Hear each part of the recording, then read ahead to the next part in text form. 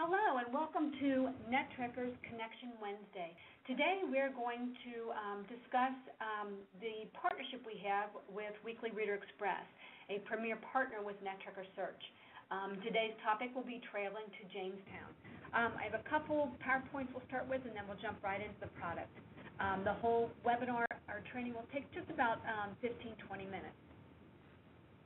Let's go ahead and get started. Today I'd like to introduce you to Weekly Reader Express. It is a collection of K-12 articles and resources that teachers and students have loved and trusted for years. So all of us as teachers, we know how much we like to use Weekly Reader Express in the classroom, and now to be able to use the digital version of it through NetTrekker is a great bonus. And with Weekly Reader Express, all of the articles themselves are aligned to state standards, and now, like I said before, are conveniently delivered through NetTrekker Search. My name is Marcy Campbell. I'm the Manager of Professional Development here at NetTrekker, and great to be with you today. Today we're going to quickly talk about just NetTrekker Search Basics, just how to do an initial search in there, and then how to go in and search for these Weekly Reader Express articles inside NetTrekker. Now, when we get in here, I'll discuss a little bit, but Weekly Reader is a content upgrade, so it's an add-on to your NetTrekker subscription, but with that upgrade, you're going to be able to see the great benefit it does bring you. So once we search for this Weekly Reader Express resource, then we'll go in there and we'll experience what it is to use one of these in a digital format, for those of you that are familiar just with the print format. And then we'll see the benefits of the Weekly Reader Express resource, all the things that it can provide you.